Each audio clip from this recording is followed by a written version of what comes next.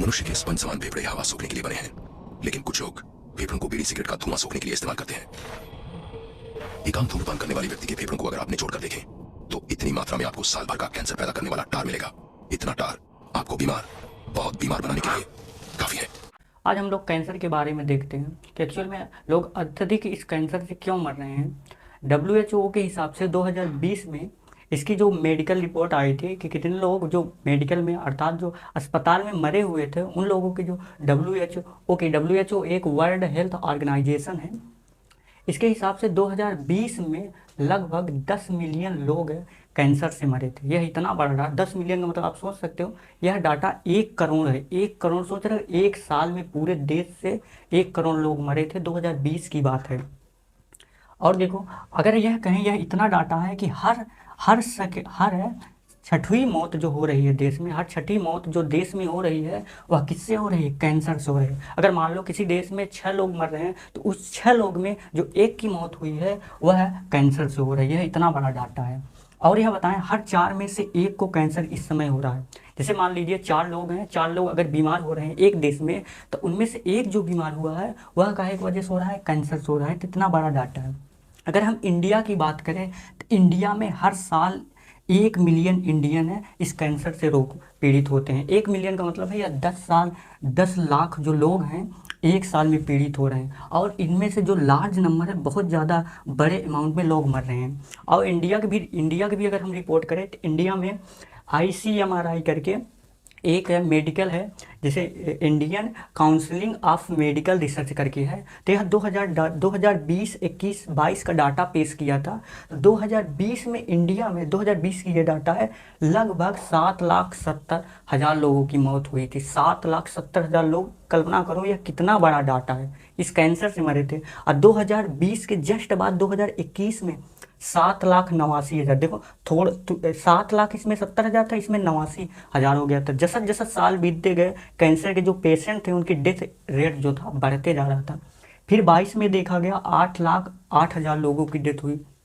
तो ये देखो 2020, 21 और 22 की हम बात करें तो लगभग इसी में 23-24 लाख लोग मर गए सिर्फ 3 साल के बीच में। अभी तो 23 का डाटा भी नहीं है, ना 23 का भी डाटा भी नहीं। 23 में भी मान लो लगभग 8 बढ़ा, लगभग 9 लाख तो मान ही लो, 9 साढ़े 9 लाख। तो पूरा मिला के या 3-4 सालों में जो लोगों की डेथ हुई है, कम से कम हम कहे हैं तो कम से कम 30 लाखों की डेथ हुई है। तो ये देख सकते हो कि कितनी बड़ी अमाउंट में यह संख्या है। मतलब कैंसर से इंडिया में ही कम से कम 3 साल में 30-40 लाख लोग मर गए हैं।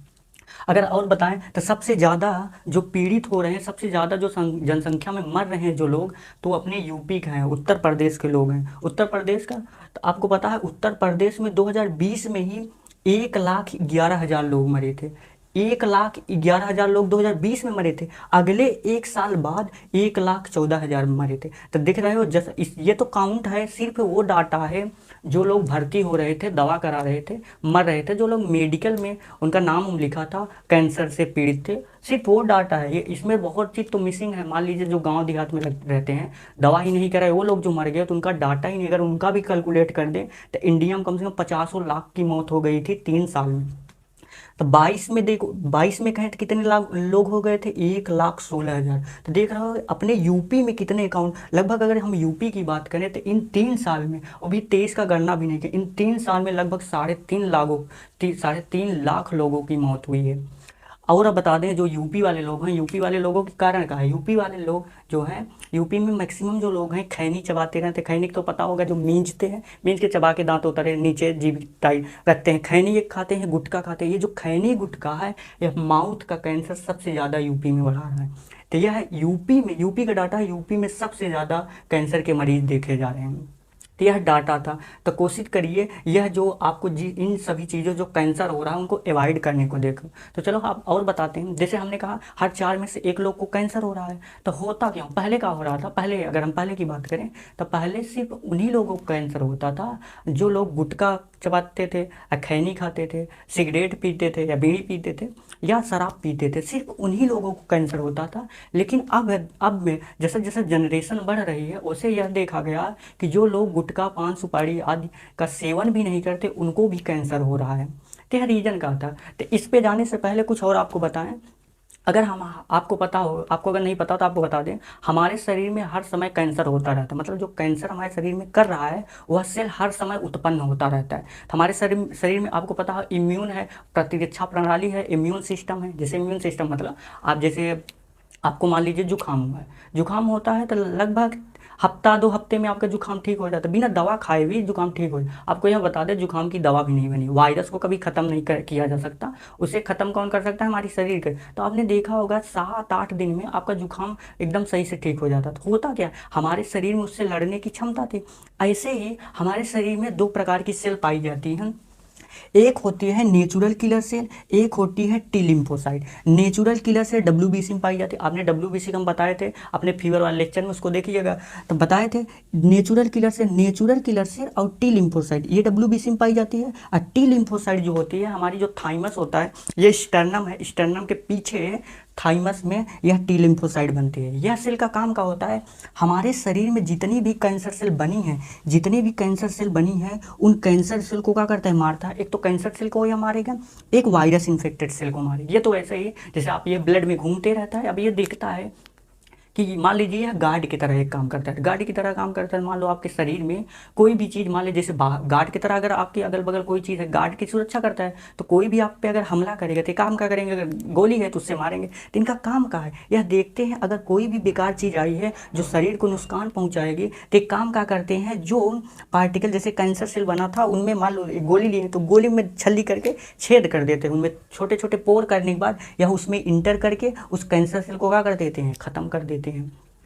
कैंसर सेल को तो मारते ही हैं, और कैंसर सेल के साथ साथ वायरस इन्फेक्टेड सेल, वायरस है हमारे शरीर में जो इंटर किया, उस वायरस ने हमारे कोई सेल को इन्फेक्ट कर दिया, तो उस सेल को भी यह कौन मारता है, यही हमारे टी लिम्फोसाइट और नेचुरल किलर सेल मारते हैं। अगर मान लीजिए ये जो नेचुरल किलर सेल है, नेचुरल किलर सेल और टी लिम्फोसाइट का नंबर का हो गया, डिक्रीज हो गया, तो आपको कैंसर हो जाएगा। कहने का मतलब है कि आपके अगल बगल अगर बॉडीगार्ड लगे हैं, अगर बॉडीगार्ड को हटा दिया जाए तो आपके दुश्मन कहाँ है, आपको गोली मार के ख़त्म कर देंगे। तो अगर मान लीजिए बॉडीगार्ड, जैसे जनसंख्या में बॉडीगार्ड ज़्यादा रहते हैं, अगर बॉडीगार्ड की जनसंख्या हम अगर कम कर दें तो आपको जो हमलावर हैं उनकी तो भाई कैपेसिटी बढ़ जाएगी। ऐसे ये जो नेचुरल किलर सेल हैं और टी लिम्फोसाइट जो सेल हैं, अगर इनका नंबर डिक्रीज हुआ तो हमारे शरीर में, हमने बताया कि हमारे शरीर में हर समय कैंसर सेल बनते रहते हैं, और कैंसर सेल बनते रहते हैं, उनको ख़त्म कौन कर रहा है, ये ख़त्म कर रहे हैं। लेकिन अगर इन्हीं का अमाउंट अगर कम हो गया हमारे शरीर में तो कैंसर तो अपने आप ही बन जाएगा।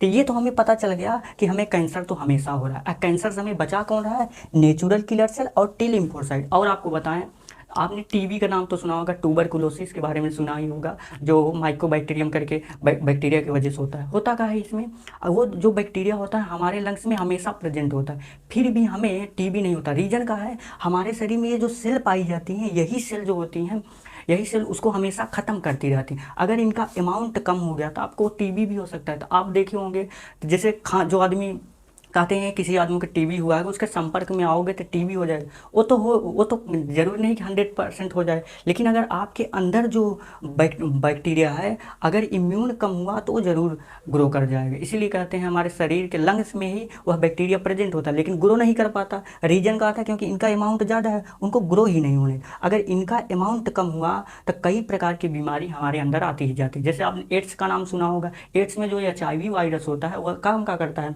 हमारे ब्लड में जो WBC होता है, WBC में एक है टी हेल्पर सेल करके पाया जाता है। उस टी हेल्पर सेल क्या करता है, उसको ख़त्म कर देता है, मतलब उसी से बाइंड कर लेता है, तो उसके अमाउंट को बंद करते जाता है। और जैसा जैसा तो बंद हो गए तो मेन चीज़ ही नहीं बना पाएंगे। इस वजह से हमें कई बीमारियाँ हो जाती हैं एड्स में। तो इन सेल का बहुत महत्व था कि यह कैंसर सेल को क्या करती थी, मारती थी। और कैंसर जो सेल थे हमेशा होता रहता था। अब ये तो समझ में आ गया होगा कि कैंसर सेल हमें कैसे इन्फेक्ट करते हैं, उन्हें कैसे ख़त्म किया जाता है। अभी एक सवाल हमने आपसे कहा था, अभी उसके बारे में आते हैं। हमने कहा था कि जो लोग तम्बाकू, गुटखा, खैनी, शराब पीते थे उन्हीं को कैंसर होता था। लेकिन अब क्या हो रहा है, जो लोग खैनी नहीं खा रहे हैं, न तो गुटखा खा रहे हैं, उन लोगों को भी कैंसर हो रहा है। तो वह रीजन का है, वह रीजन आओ देखते हैं। तो ये वाला तो पॉइंट समझ में आ रहा है कि शुरू में क्या होता था, जो अर्लियर लोग थे उन्हीं को कैंसर होता था। जो लोग तम्बाकू खाते थे, सिगरेट स्मोकिंग करते थे या ड्रिंक पीते थे, उन्हीं को कैंसर होता था। लेकिन अब क्या हो गया है, लेकिन आजकल क्या हो गया है, जो लोग यह चीज़ कंज्यूम भी नहीं कर रहे हैं, मतलब टिक भी नहीं कर रहे हैं, उनको भी कैंसर हो रहा है। तो रीजन का है, शुरू में अगर रीजन बताएं तो जो कैंसर होता है जेनेटिक भी है। जेनेटिक का मतलब अगर आपके किसी भी पीढ़ी में आपके आजा पुरखा किसी के अगर कैंसर हुआ होगा तो यह चांस है कि उनके लड़के में कैंसर आ सकता है। मतलब कह रहे हैं हम कि यह जो कैंसर है जेनेटिक हो रहा है। जेनेटिक का मतलब अगर मान लीजिए आपके परिवार में किसी को कैंसर हुआ है और वह गुटखा खैनी शराब किसी का सेवन नहीं करता, तो एक रीजन वहाँ पे यह भी हो सकता है कि उनकी किसी ना किसी को पहले से ही कैंसर रहा होगा। तो एक रीजन तो ये है जेनेटिक का, मतलब एक रीजन तो ये है कि जो हम लोग स्मोक नहीं करेंगे कैंसर हो रहा है, तो एक कन्फर्म है जेनेटिक के कारण हो सकता है। तो पहला रीजन तो जेनेटिक था। और दूसरा रीजन अगर हम बताएं तो हमारी लाइफ स्टाइल है। लाइफ स्टाइल का मतलब हम लोग खा कब रहे हैं, उठ कब रहे हैं, कितना टहल रहे हैं, कितना घूम रहे हैं, किस चीज़ कौन कौन सी चीज़ को हम लोग कंज्यूम कर रहे हैं, इस पर भी डिपेंड करता है। अर्थात हमारी लाइफ स्टाइल कैसी है। लाइफ स्टाइल में आप अगर बताएं तो आजकल हम लोग कर खा रहे हैं, पैक्ड फूड खा रहे हैं। पैक्ड फूड का मतलब जो डिब्बे में बंद होते हैं या पॉलीथीन में बंद होते हैं, उन फूड को खा रहे हैं।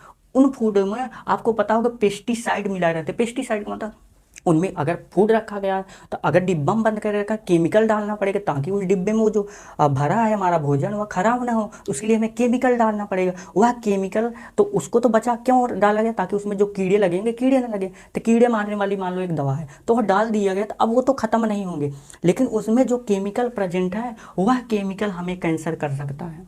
उन केमिकल जो हमें कैंसर कर रहा है उस केमिकल को हम लोग कार्सिनोजन कहते हैं। तो एक तो हो गया कि हम लोग पैक्ड फूड खा रहे हैं, डिब्बा बंद खा रहे हैं। आप चिप्स खाते हो तो चिप्स भी तो पॉलीथीन में होती है, आज की थोड़ी होती है, कई सालों की वो बंद होती है उसमें। एक तो ये रीजन हो गया कि हम लोग जो डिब्बा बंद फूड खा रहे हैं, डिब्बा बंद का मतलब हम लोग बाहर का फूड पे बहुत डिपेंड हो गए हैं। और दूसरा का हो गया पीवीसी। पीवीसी मतलब होता है पॉलीविनाइल क्लोराइड, सिंपल में बोल ले तो आपकी प्लास्टिक जो होती है।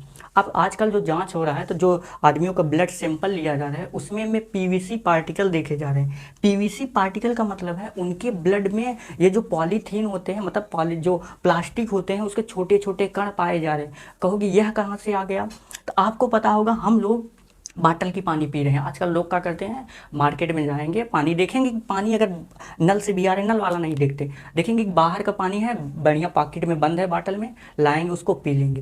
लेकिन क्या आपको पता है जब उसमें पानी भरा जाता है तो एक दो दिन का तो पानी है नहीं, ये सालों का 2 सालों का पानी भरा रहता है। अब पानी भर के यह एक स्थान से दूसरे स्थान पे अपलोड किया, मतलब अनलोडिंग करके दूसरे स्थान ले जाया जाता। तो धूप बहुत होती है, इस धूप होने के कारण यह लो क्वालिटी के प्लास्टिक अगर हैं तो इसमें से जो प्लास्टिक है पानी में क्या हो जाते हैं, डिजॉल्व हो जाते हैं, घुल जाते हैं। अब घुल जाते हैं तो अब हमें तो ला के जो दे रहा है फ्रिज में रख के हम बढ़िया जो पी ले रहे हैं तो उसमें पहले से ही प्लास्टिक घुला है। तो एक यह भी कारण हो सकता है, हम लोग जो प्लास्टिक की बोतलों में पानी बहुत पी रहे हैं, प्लास्टिक पे जो डिपेंड हो गए हैं हम लोग। और दूसरा क्या हो सकता है, एक तो ये पैक्ड फूड समझ में आया, दूसरा पीवीसी वाला, और तीसरा मीट के बारे में। मीट का मतलब हमने समझा वो मांस, उनके बारे में हम बात करें। मांस को आजकल जो ग्रो किया जा रहा है उनको भी केमिकल के द्वारा ग्रो किया जा रहा है। अगर यह जिस केमिकल के द्वारा ग्रो किए जा रहे हैं यह भी केमिकल हमें कैंसर कर सकता है। कैंसर किस लिए, क्योंकि हम जिसको अगर आपने देखा हो आजकल बहुत चीज़ में स्टेरॉइड इंड्यूस करके उसको जल्दी से ग्रो किया जाता है, तो एक्चुअल में होता है केमिकल है, वह जो केमिकल है आपको कैंसर कर सकता है। लेकिन आप यहाँ पे यह कर सकते हो कि हमारे गांव में जो मुर्गी फार्म है वहाँ पे तो मान लीजिए जो ये चिकन उकन वहाँ पे ग्रो कराए जाते हैं, वहाँ पे नॉर्मली दाना वाना दिया जाता है, तो उनसे तो हम बच जाएंगे। लेकिन आपको यह बता दें कि आप उससे वह भी आपको घाटा है। घाटा इसलिए है क्योंकि वो जो दाने उनको डाले जाते हैं उन दानों को उगाने के लिए भी बहुत प्रकार के केमिकल लगा, क्योंकि डिमांड ज़्यादा है तो जल्दी ग्रो करना पड़ेगा, और जल्दी ग्रो करना है तो केमिकल डालना पड़ेगा, तो वह भी घाटा है। तो हाई अमाउंट में आप जो बाहर का मीट खा रहे हो, मांस खा रहे हो, इसमें जो केमिकल प्रेजेंट है यह केमिकल भी आपको कैंसर कर सकता था। तो ये तो कारण था ही। आपको यह बता दें, आप जो ज़्यादा स्ट्रेस लेते हो, दिमाग पे जोर डालते हो, हमेशा किसी चीज़ के बारे में हमेशा सोचते रहते हो, इससे भी कैंसर होता है। तो जो स्ट्रेस होता है, जब हम लोग स्ट्रेस लेते हैं तो हमारी किडनी से एक कॉर्टिसोल करके हार्मोन निकलता है। यह कार्टिसोल हार्मोन हमारा इम्यूनिटी सप्रेसर होता है। इम्यूनिटी सप्रेसर का मतलब हमारे शरीर में ये जो सेल बन रही थी, इन सेल का प्रोडक्शन क्या कर देता है, कम कर देता है, मतलब उतना ज़्यादा नहीं बन जितना बनना चाहिए। तो अगर इम्यूनिटी सप्रेसर हो गया, जब इन्हीं का अमाउंट कम हो गया तो कैंसर, तो हमें कैंसर सेल को कौन मारेगा, कम मार पाएंगे, तो कन्फर्म है कैंसर हो जाएगा। तो स्ट्रेस भी ज़्यादा लेने से कैंसर होता है।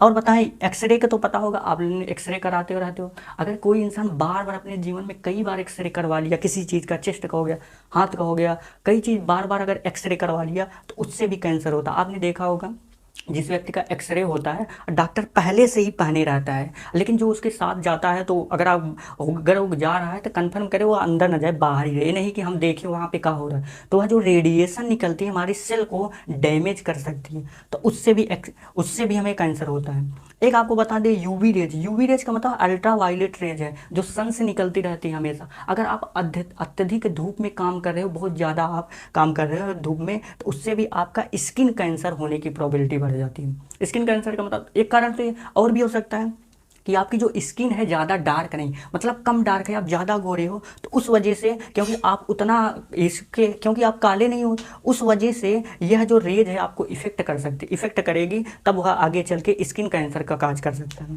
क्या आपको पता है, जैसे जो लोग होते हैं, पहले क्या होता है, अगर हम किसी सेल को बार बार स्टिमुलेट करते रहें, बार बार इसी स्थान पर अगर चोट लगती रहे, तो यह सेल भी कैंसर में हो जाए। कैंसर का मतलब, मान लो यह हमारी सेल है, मतलब ये हमारा हाथ है, यही हाथ पे कोई चोट लगी हुई है, घाव भर ही नहीं रहा, तो घाव बढ़ता चला जा रहा है, जैसे सड़न नहीं होती, घाव बढ़ता चला जा रहा है, तो यह भी तो एक कैंसर ही है कि घाव बढ़ता चला जा रहा है, बंद ही नहीं हो रहा, तो यह भी तो एक कैंसर है। तो और देखा गया है कि बहुत से लोगों में टंग का भी कैंसर हो गया। टंग का कैंसर मतलब जिनके कैनाइन बड़े होते हैं, कैनाइन का मतलब होता है, आपने देखा होगा बिल्लियों में एक दांत ऐसे बड़े इधर साइड निकले ना, तो कैनाइन जो चीर फाड़ करने में, वो कैनाइन अगर ज़्यादा बड़े हैं, बार बार अगर आपके टंग में लग रहे हैं, बार बार टंग में लगने की वजह से आपकी सेल स्टिमुलेट हो जाएगी, इसकी वजह से वह भी आगे चल के कैंसर होगी। और आपको बताएं तो जो पैरट होता है, पैरट को कहा गया, लगभग पैरट को आप देखिएगा, सर्च करिएगा, तो कहा गया है कि 140 साल तक जीता है। क्या आपने किसी पैरट को देखा है 140 साल जीते हुए? है मेंशन तो किया गया 140 साल जीते हैं, लेकिन जीते नहीं। रीजन का है, उनकी जो टेल होती है, उनकी टेल में एक पिन ग्लैंड करके होती है, जो उनके जो फेदर होते हैं, उनके स्मूथ, जो उनके पंखे होते हैं उनको स्मूथ करता है। लेकिन जो पैरट होता है उसको बार बार टोंट मारता रहता है, बार बार टोंट मारता है, उसकी वजह से बार बार घाव होने की वजह से उसको पिन ग्लैंड कैंसर हो जाता है, जो 140 साल से पहले ही मर जाते हैं। पहले ही मतलब कोनो 10 साल जिए, कोनो 15 साल, कोनो 50 साल जिए, कोनो और पहले ही मर गए, तो उनमें यह पिन ग्लैंड कैंसर देखा जाता है। तो मतलब अगर किसी चीज़ को हम बार बार स्टिमुलेट कर रहे हैं तो वह भी कैंसर कर सकता है।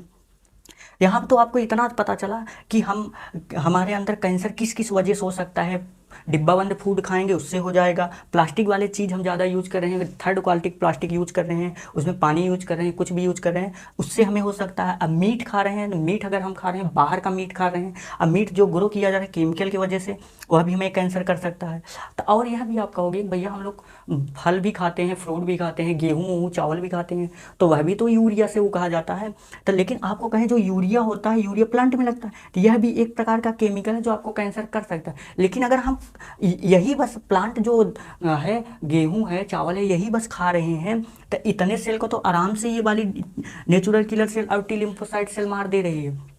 तो इतना तो चलेगा, लेकिन आप हद से ज़्यादा आप खाओ, इतना नहीं, लेकिन हद से ज़्यादा अगर आप खाओगे तो अपने आप ही यह काज कर देगा, कैंसर कर देगा। तो हमने ये जो केमिकल इसमें प्रेजेंट होता है, जैसे ये पेस्टिसाइड हो गया, पीवीसी जो बॉटल हो गई, और जिस केमिकल से हम ग्रो करा रहे थे, यह सभी केमिकल क्या करते हैं हमें कैंसर। इस वजह से इन केमिकल को हम लोग कार्सिनोजन कहते हैं। अब तो इतना पता चल गया कि हमें इन फूड को तो कम एवॉइड करना है, बच तो नहीं सकते, लेकिन कोशिश करो कम खाने की। और तम्बाकू हो गया, सिगरेट हो गया और एल्कोहल हो गया, कोशिश करना इनको छोड़ ही देना, क्योंकि आपको तो खतरा करेंगे ही, आपकी आने वाली पीढ़ी भी इसमें घाटा हो जाए, मतलब उनका भी आगे चल के नुकसान ही होगा। तो इनको तो बंद ही कर दो। अब बात आया कि मान लीजिए सर और भी तरीके से हमें रेडिएशन हो रहा है, हम काम ना करें, हमारे शरीर में जो नेचुरल किलर सेल होती है और टी लिम्फोसाइट, अगर इन्हीं का अमाउंट हम बढ़ाते जाएं, इन सभी को बंद करें, अपने आप बढ़ जाएगा इन सभी को। कुछ और भी तरीका जिसकी वजह से बढ़ सकता है। तो आप हेल्दी फूड खाओ। हेल्दी फूड का मतलब है हरी सब्जियां अपने फूड में, सलाद उलाद का यूज करो, तो हरी सब्जियों का यूज करो। लेकिन ध्यान देना, जो शादी ब्याह में जाते हो, आप सलाद खाने जाते हो, वह सलाद देखना बहुत बेकार तरीके से काटा जाता है, तो वैसे सलाद को अवॉइड करना। सलाद का मतलब जो सब्जी आप काट रहे हो, जो चीज़ काट रहे हो सलाद खा, उसको कोशिश करो खूब कायदे से धुल लो, क्योंकि उसमें जो काटे जाते हैं सही से धुले नहीं जाते। तो पहला तो हेल्दी फूड खाओ, आपका ये सेल आराम से बढ़ेंगे। दूसरा टर्मरिक है, हल्दी है, पहले देखो हमारे गाँव में क्या होता था, गांठ करके हरी हरी गांठें जैसे अदरक नहीं होती ऐसे हल्दी आती थी, उनको पहले कूटा जाता था फिर सब्जी में डाला जाता। तो अब का आप यह टर्मरिक यूज कर सकते हो, उस हल्दी को लाओ थोड़ा कूट के दूध में डाल के गर्म करके उसको डेली पिया करो। इससे क्या होगा, यह रिसर्च में पाया गया है कि इस टर्मरिक से या नेचुरल किलर से और टी लिम्फोसाइड का अमाउंट बढ़ता है। तीसरा में आ गया गिलोय आ गया। गिलोय आपने देखा होगा, आपके गाँव में पेड़ होते हैं, पौधे होते हैं। गिलोय क्या करिएगा, थोड़ा तोड़िएगा, इसके ढाई तोड़िएगा, पानी में गर्म करके और तुलसी की कई पाती डाल लेना, ऐसे डाल के इसको गर्म करके आप पी जाना। एक और अगर इसमें लिख दें, आपने तुलसी को तो ज़रूर देखा होगा, तुलसी का तो महत्व बहुत है, तुलसी का तो महत्व रामायण में भी बताया गया है, याद है आपको? जब हनुमान जी का पेट नहीं भरा जाता था तो उसमें सीता मैया ने क्या दिया था, तुलसी दिया था। तो वहाँ पे सिर्फ यही रीजन था, जो यार तुलसी दिया गया था, तुलसी भी हमें इम्यूनिटी का काम कर रहा था। वहाँ पे हम लोगों को यही इंडिकेट किया जा रहा था कि तुलसी का हमारे जीवन में बहुत महत्व है। तो इन चीज़ों का यूज करो अपने आप। ये जो नेचुरल किलर सेल थे और टी लिम्फोसाइट थे, इनका अमाउंट का हो जाएगा, बढ़ जाएगा। नेचुरल किलर सेल हो गया और टी लिम्फोसाइट सेल हो गए, इनका अमाउंट का हो जाएगा, बढ़ जाएगा। तो ये तो समझ में आया। अब हम यह देखते हैं कि जैसे कैंसर हम लोगों को होता है, तो एक्चुअल में कैंसर होने पर हमारे शरीर में का इफेक्ट आता है, काम कैसे करता है कैंसर। तो कैंसर का मतलब है uncontrol growth of any cell. हमारे सेल में कोई चीज़ बढ़ता ही जा रहा है, रुक ही नहीं रहा है, तो उसको हम कैंसर नाम दे देंगे। जैसे आपने देखा हो किसी को मस्से निकल आते हैं, लीले बड़े बड़े निकल आते हैं, तो वह एक प्रकार का कैंसर है, लेकिन वह बाहर है, नुकसान नहीं करेगा। अगर वही शरीर के अंदर होता तो बहुत नुकसान करता। जो लीले होते हैं, आपने देखा बड़े बड़े मस्से जो निकल जाते हैं, तो वह भी अनकंट्रोल ग्रोथ ऑफ सेल होता है। किसी चीज़ का बढ़ रहा है, हमारे कंट्रोल में ही नहीं है, तो उसे हम क्या कह देंगे, कैंसर कह देंगे। तो अब देखो हम दो टॉपिक आपको बताने जा रहे हैं, जैसे नॉर्मल सेल हो गया और कैंसर सेल में। नॉर्मल सेल और कैंसर सेल में होता है, नॉर्मल सेल का मतलब जैसे मान लो हमारी हाथ दिख रहा है, ये नॉर्मल सेल है, इसमें जो है सेल कौन से है, नॉर्मल सेल। अब कैंसर सेल मान लो कौन कैंसर सेल लिए, अब देखते हैं वे बिहेव कैसे करते हैं कि आगे चल के फर्दर डिवाइड कर दें। जो कैंसर सेल होते हैं उनमें कंटेक्ट इनहिबिशन होता है। कंटेक्ट इनहिबिशन का मतलब है, जैसे मान लो हमें यहाँ चोट लग गया, चोट लगने के बाद मान लो इतना कट गया, कटने के बाद आपने देखा होगा ये बढ़ते बढ़ते उतना ही बढ़ेगा जितना कटा होगा। तो देखो इस यहाँ जो कटा था, यहाँ आते इसके टच में आया तो क्या हो गया, बंद हो गया। तो इसी को हम क्या कहते हैं, कंटेक्ट इनहिबिशन कहते हैं। लेकिन अगर यही इतना कैंसर सेल होता, इतना कैंसर सेल होता, अगर हम थोड़ा सा काट देते, पूरा नहीं काटते, पूरा काट दोगे बढ़ नहीं करे, थोड़ा, अगर इतना कैंसर सेल है इतना काट के हम निकाल दिए, अगर इतना काट के हम निकाल देंगे तो यह अपने आप यहाँ तक बढ़ेगा, और बढ़ने के बाद और बढ़ता है, ये रुकेगा ही नहीं। तो देखो यही पॉइंट हम आपको बता रहे हैं। इसमें क्या हो रहा है, कंटेक्ट इनहिबिशन। हम लैब में क्या काम कर रहे थे, मान लो 3 सेल निकाले थे, लैब में इसका ग्रो करा रहे हैं, तो इनको न्यूट्रिशन दिया गया था, ग्रो करेंगे। तो ये यहाँ तक बढ़ी, यह भी सेल बढ़ी, यह भी सेल बढ़ी, यह भी सेल बढ़ी, यह भी सेल बढ़ी। तो देखो यह एक दूसरे के कंटेक्ट में आते ही रुक गई, अब यह नहीं बढ़ेगी। इसी को हम लोग कहते हैं कंटेक्ट इनहिबिशन। अब देखो क्या हो गया, यह रुक गई से। लेकिन अगर यही कैंसर सेल होती तो क्या होता, ये वाली जो हम काले से दिखाए हैं, ये कौन सी सेल है, मान लो कैंसर सेल है। अब होता का, ये वाली जो सेल थी ये बढ़ती ऐसे बढ़ती, ये वाली भी सेल क्या होती ऐसे बढ़ती, और ये दोनों तो बढ़ ही रहे थे, और साथ ही साथ यह भी सेल तो बढ़ेगी, और यह वाली सेल भी ऐसे बढ़ेगी। ये कैंसर सेल है जो हम ब्लैक से दिखा रहे हैं, यह भी कैंसर सेल है, यह भी क्या है, कैंसर सेल है। यह वाली कौन सी हमारी थी, नॉर्मल सेल, लाल से जो दिखा है नॉर्मल सेल। अब जैसे ही यह हमारी लाल वाली जो नॉर्मल सेल थी इसके अटैच में ही तो रुक गई, क्योंकि नॉर्मल सेल में कंटेक्ट इनहिबिशन होता है कि भाई जहाँ तक उगना है वहीं तक उगे, उससे ज़्यादा नहीं उगेगा। लेकिन जो ये कैंसर सेल था, एक दूसरे कंटेक्ट में आने के बाद भी यह बढ़ रही थी, यह क्या हो रही थी, बढ़ रही थी। तो इसमें कंटेक्ट इनहिबिशन देखो क्या लिखा है, अब्सेंट होता है, मतलब यह एक दूसरे के कंटेक्ट में आ गई ना, तो यह कभी नहीं रुकेंगे, ऐसे बढ़ती, अब बढ़ने के साथ साथ यह इसमें भी घुस जाएगी, इसके अंदर भी घुसते चलिए, ऐसे घुसते चली जाएंगे। तो देखो इसमें क्या हो रही, बढ़ते जा रहे, रुक ही नहीं रही है। तो यहाँ पे अब्सेंट है, जो कंटेक्ट इनहिबिशन मतलब एक दूसरे के कंटेक्ट में आते हुए इनहिबिट हो गए, रुक गए, लेकिन यह तो नहीं रुक रही है। और देखो इसमें इन्वेजिवनेस होता है। इन्वेजिवनेस का मतलब एक दूसरे के अंदर घुसना, जैसे ये जो सेल होती है जो सही सेल है उसके भी अंदर घुस जाती है। तो इसमें इन्वेजिवनेस जो है कहा है, इसमें प्रेजेंट है। इन्वेजिवनेस का मतलब अंदर घुसती जा रही है। अब एक बात कहो भैया, कहा ये जो सेल है ये वाली तो रुक गई, यह सेल कभी नहीं, अगर इनको खाना पीना मिल रहा है तो कभी नहीं रुकेंगे, हमेशा जीवन भर चलती ही रहेंगी। अब होता क्या है इनमें, आपको बता दें, हमारी जो सेल कोई भी हाथ होती है, कोई भी सेल अगर चलती है तो उनमें मतलब डिवाइड होते हैं, तो उनमें एक एंजाइम पाया जाता है, टीलोमरेज एंजाइम। टीलोमरेज एंजाइम जो हमारी नॉर्मल सेल है इनमें हमेशा के लिए तो शुरू में तो एक्टिव होती है, लेकिन बाद में इनएक्टिव हो जाती है, लेकिन इस सेल में एक्टिव हो रहती है। होता क्या है, जैसे मान लो एक ये हमारी सेल है, ये जो गोला बना है ये सेल है, इसके अंदर ये जो स्ट्रक्चर दिखाई दे रहा है, ये वाला जो स्ट्रक्चर दिखाई दे रहा है, ये क्या है, क्रोमोसोम है। इस क्रोमोसोम के जो कोने कोने हम आपको दिखाई दे रहे हैं, टीलोमरेज सीक्वेंस है। यही टीलोमरेज जो सीक्वेंस है, टीलोमरेज एंजाइम बनाता है।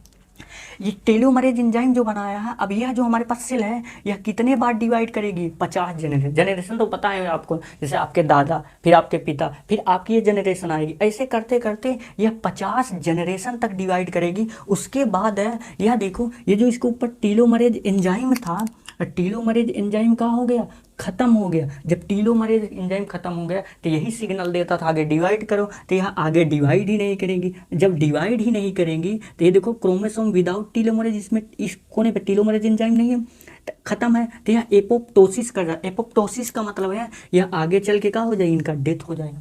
लेकिन जो कैंसर सेल होते हैं उनमें क्या होता है, उनमें भी सेम यही चीज़ होता है, उनमें भी टीलोमरेज सीक्वेंस यहाँ पे प्रेजेंट होता है। अब कहा था ये जो हमारी नॉर्मल सेल थी 50 जनरेशन के बाद डिवाइड ही नहीं करेगी, लेकिन ये वाली divide more than 50 generation, 50 generation के बाद हम कहें तो अनंत तक इसलिए क्योंकि यह जो डिवाइड हो रहे हैं इनमें टीलोमरेज जो एंजाइम खत्म ही नहीं है। अगर यह खत्म ही नहीं हो रहा है तो यह कभी नहीं मरेंगे, कभी नहीं मरेंगे। तो हम कह सकते हैं यह सेल कहाँ है, अमर है। तो यह कहाँ है, इमॉर्टल है, यह कभी नहीं मरेंगे, इमॉर्टल है। इमॉर्टल का मतलब ये हमारी जाएंगे। अब आप अगर थोड़ा सोचो, अगर हमारे शरीर में नॉर्मल हमारी जो शरीर है, कैंसर नहीं है, अगर ये टीलोमरेज एंजाइम एक्टिव हमेशा के लिए होता तो सोचो हम लोग की शरीर कभी बूढ़ी नहीं होती। अगर कभी बूढ़ी नहीं होती तो हम लोग कभी मरते ही ना। तो लेकिन मरना तो पड़ेगा, क्योंकि ये जो कैंसर सेल जो हो जाती, जो सेल कभी नहीं मरती, वो तो देख रहे हो भक्षण सेल हो जाती है। इस वजह से कैंसर सेल हमारे का लिए थी घातक थी, क्योंकि ये हमेशा जो अच्छी सेल थी उनको भी खा जाता था। तो यह हमने आपको कैंसर के बारे में जितना डिटेल था कि कैंसर कितने लोग को हो रहा है, कैसे हो रहा है, इंडिया में कितने लोगों को हो रहा है, अभी तक हुआ, और सबसे ज़्यादा कहाँ हो रहा है। कैंसर जो लोग गुटखा पान खाते हैं उनको तो हो ही रहा है, जो लोग नहीं खाते उनको भी हो रहा है। उनका क्या रीजन था वो सब हम बता दिए। अगर आपको यह लेक्चर पसंद आया होगा तो लाइक, शेयर एंड सब्सक्राइब कीजिएगा। होते हैं। ये मुकेश की कहानी है। मेरा नाम मुकेश है। मैंने सिर्फ 1 साल गुटखा चबाया, अब मुझे कैंसर हुआ है, अब मेरा ऑपरेशन वाला है। शायद मैं इसके आगे बोल नहीं सकूँगा। अफसोस, मुकेश बच नहीं सका और वो सिर्फ 24 साल का था।